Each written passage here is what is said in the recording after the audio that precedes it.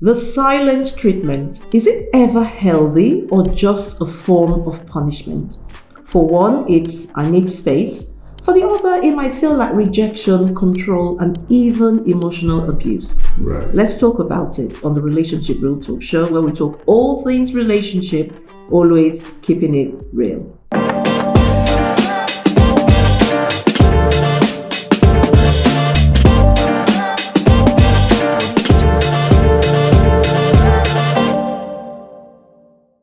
Hello and welcome to this episode of Relationship Real Talk.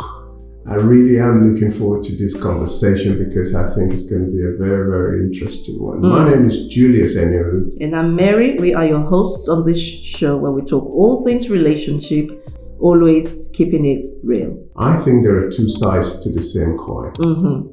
Because one thing that we will all learn at some stage in our lives is the fact that we shouldn't react, we should respond.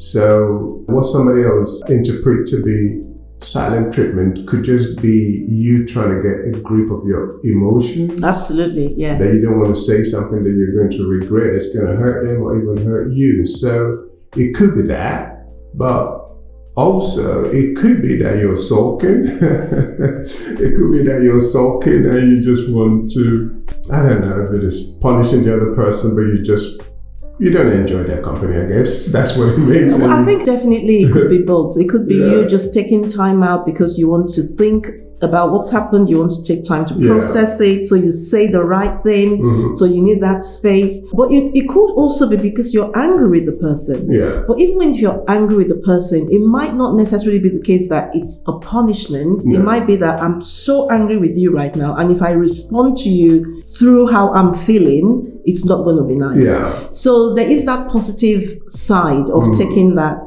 break. But I think there's also that other side of it being a silent punishment. A silent punishment. To make the other person feel something, right? So you've done something to upset me. Now I want you to feel the impact of that. Yeah. Especially in a love relationship. Because obviously in love relationship, the ideal is that you're both communicating and everything is fine.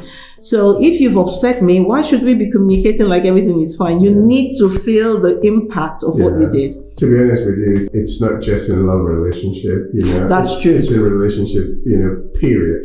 Because I was part of a conversation recently at work. Somebody was saying to me, it was about escalating that if they did that, this other person will not talk to them for months. So absolutely, it could be in the work environment. And who wants to be in that situation where you're having to work with someone, but you know that there's this tension, right? Exactly. You might even bring a suggestion forward that is great, but because they are so upset with it, they ignore it, or they just sidetrack it and act like it's not a great idea. So it can be a problem. But why do people do it? Why do people give the silent treatment? Like you said, it could be really because they genuinely need the space. It could be because they feel a little bit overwhelmed by everything that's going on. Life is very fragile. And life is very deep at the same time. We are all going through issues. We don't announce it, especially in the workplace. I come to work, you come to work. We're putting on the best self in those instances. And then without you knowing it, you touch a nerve. I retract because I want to recover. I don't want it to show forth. So life is pretty deep. It's not as simple as we often want it to be. So it could be one, I'm preserving self. I'm recovering from what just happened. Two, I don't want to lose my cool. I don't want to break down, for example, or I get emotional, or I'm angry, or I say the wrong thing, so I hold back. So it could be self-preservation. It could be deliberately wanting the other person to feel something, to feel the discomfort, to feel the repercussions of their treatment, of their action. But it could also be, I think, it could be, you were kind of alluding to that a moment ago. It could be because of your background where you grew up in an environment where conflict is not safe. Right. Where you feel like it needs to be avoided.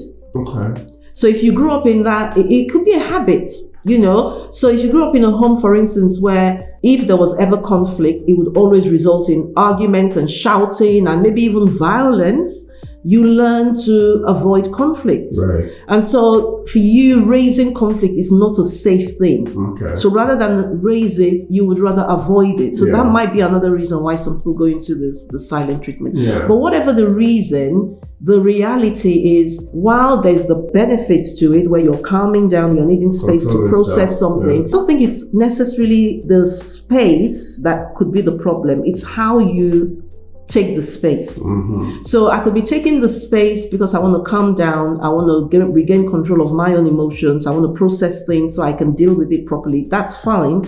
But if I don't communicate it, or if I communicate it in a way that makes you feel Yeah. like I'm punishing you, then it could be a problem. Yeah. Even when you're trying to do something to self-preserve, maybe it's not a bad idea to indicate it to the other person. And Absolutely. say, I am not angry with you, but I don't want to say something. Well, you could be angry. Yeah, that's okay. Yeah, you could be angry. I don't want to say something that's going to hurt you or hurt our relationship. So please excuse me. I'm just going to take some time out. Yeah, you know what? We want to hear from you. So actually, if you haven't yet subscribed, this is a fantastic time to do so. Hit that subscribe button.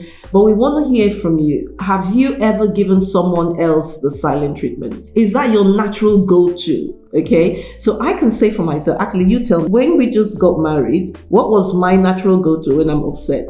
You know, so let's just, how many years ago that was?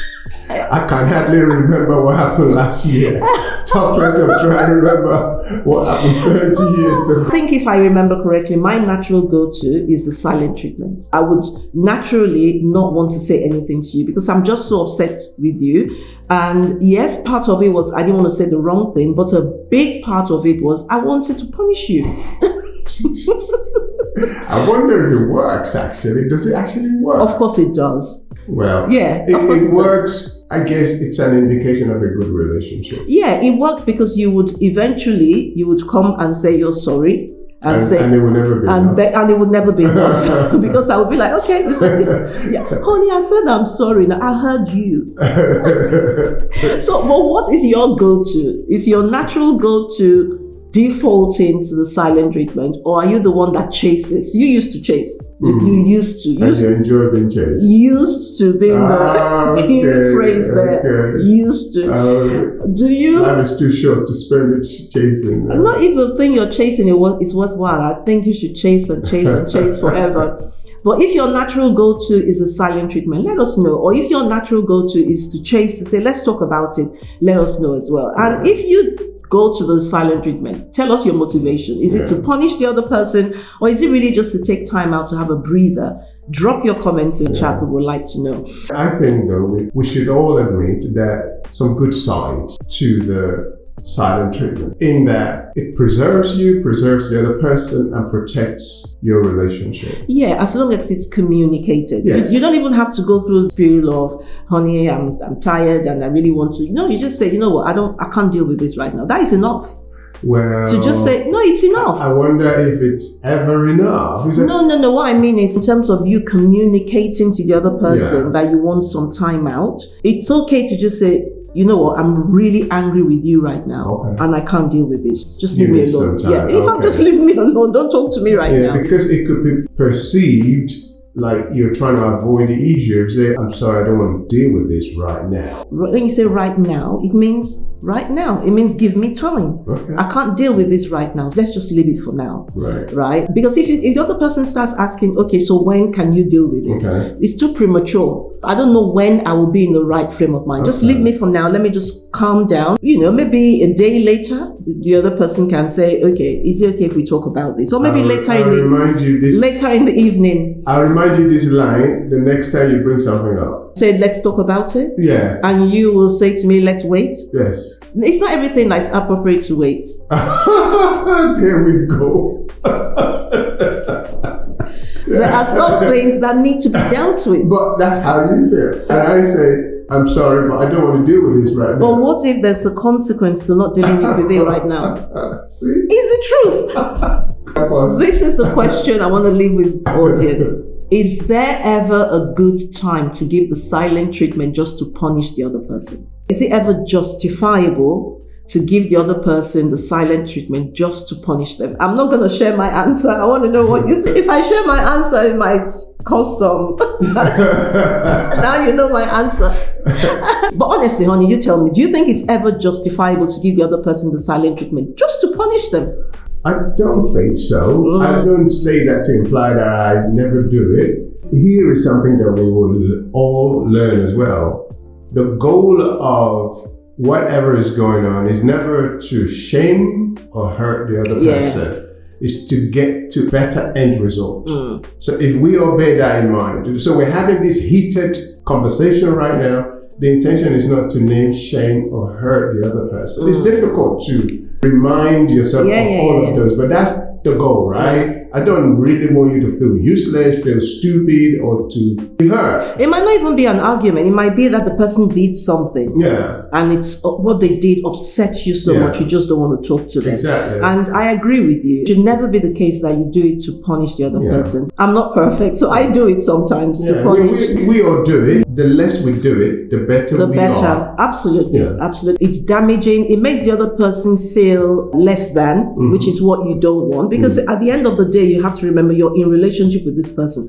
Whether it's a love relationship, whether it's your siblings, whether it's a work relationship, work environment, you have a relationship with this person. And for you to get a good outcome from that relationship, it's better if they're feeling at their best. They're feeling valued, which they're not going to feel if you're giving them the silent treatment and treating them like they're less than. So it will hurt the relationship, definitely. It's getting the balance right. If I need to walk out, but if I need to communicate to you that I don't want to deal with this right now, I should press it very respectfully and say, honey, Joe, it's been a long day, or it's been a tough morning, it's been a long week, or whatever it is, I want to deal with this right now. Would you mind if we, I respect what you're bringing up, but would you mind if we revisit some other time, please? The other thing as well that just dropped in my mind is the other person might genuinely not know they've done something wrong. Oh yeah, and that happens in husband and wife relationship every day. Often. The person is not a mind reader, so they may not even know they've done something. And so when you're giving them this silent treatment, you leave them confused, you leave them perplexed, they're wondering what on earth is going on. They're joining the dots, they're adding 1 to 1 and coming up with 5. They're creating all these stories in their heads now that might not be true, right? Just because you've not communicated. And it just removes that emotional safety that psychological safety, we call it. Sorry, would you explain that? What do you mean remove this psychological safety? Yeah, because if people feel like they can communicate, they can be open, there's psychological safety. Right. But where they don't know what's going on, then they put up guards because they're not sure what's going on. They feel like, okay, I need to protect myself, because they start to tell themselves all the stories. Right. So it removes that psychological safety. I see. I'm really glad we're having this conversation because I have a lot to remind you. Oh my gosh. The thing with you is you just pretend. How do you know that? I know you know. You know me too well. You know me too well. I'll tell you why I know you know. Because eventually, when you've pretended for long enough, and I keep going, nothing. I said there's nothing. There's nothing wrong. You don't know what's wrong. Nothing is wrong. I tell you, Joe. Let me finish. When you've gone down that road for a while, eventually you come around and say, is it because of this? And I'm like, well, you knew all along. I was just guessing. I was just doing my best. So I tell you, Joe, there's this guy, his friends called him and they wanted to have a boys' night out. I saw that clip. So he came over to the wife respectfully. Honey. And the way he was saying, he was like, I don't even know what she's going to say. The boys say they want to have an evening night out. What do you say? Should I go? Should I go? He said, go. I should go. And she said, yeah. Do you want me to buy you anything? No, I'm fine, thank you. So he retracted and said, I'm sorry, I can't go. That's a wise man. He knows how to read his wife. But here's the thing, the wife is ironing. So? She said so. The wife is ironing. She's doing chores. You're not offering to help her. You're saying, I want to go. What if he had finished his own chore? Well, that's why she said he should go. She didn't say he shouldn't go. Yeah. But here's the thing. Silence can speak louder than words. Yeah. And it can be doubly damaging. Yeah. So even if you're going to be silent for positive reasons, communicating is key. Absolutely. But the sooner we learn these skills, the better. How to self-preserve, how to self-control, how to protect, the relationship. Yeah. I think the communication is key. Yeah. I know I don't always do it, but I do sometimes. Sometimes I'll say, you know what, honey, just leave it. But let's talk about it later. Yeah. I do that. Yeah. But when I'm really, really angry, I'm just like, don't talk to me. Yeah. Just leave me alone. Yeah. Right? So, but the communicating is key. Yeah. So the other person knows what's going on. Right. And if you can even give a timeline, because it's not always the case that is so hot on you that you cannot deal with it at all. If you can give a timeline, all the better. If it's something you're talking about and you're like, you know what, I can't deal with it right now. Let's talk about it next week. Yeah. Giving a timeline helps the other person so they know, okay, we'll be addressing this next week. But also being able to reassure the relationship as well is helpful if you can. I know that sometimes these are the ideals, and it's not always possible, but if you can, reassure the relationship so the other person is not going away, like I said, creating all the stories in their head about what they possibly did and how bad it is, when it might not even be that bad for you. I think that's what we would say. Well, I really hope that you found this episode very beneficial. But if you have comments or tips or something that we should have talked about that we'd like to hear from you, leave it in a comment, and I promise you we're going to deal with it one way or the other. And join us on the next episode. We're going to be talking about why some people find it difficult to apologize and how that can impact on a relationship. You don't want to miss that episode. So what you want to do is you want to hit that subscribe button. That way, when new episodes drop, you are informed. Until next time, this has been Mary and Julius Enielu, your Relationship Real Talk hosts. On this show, we talk all things relationship, always keeping it real.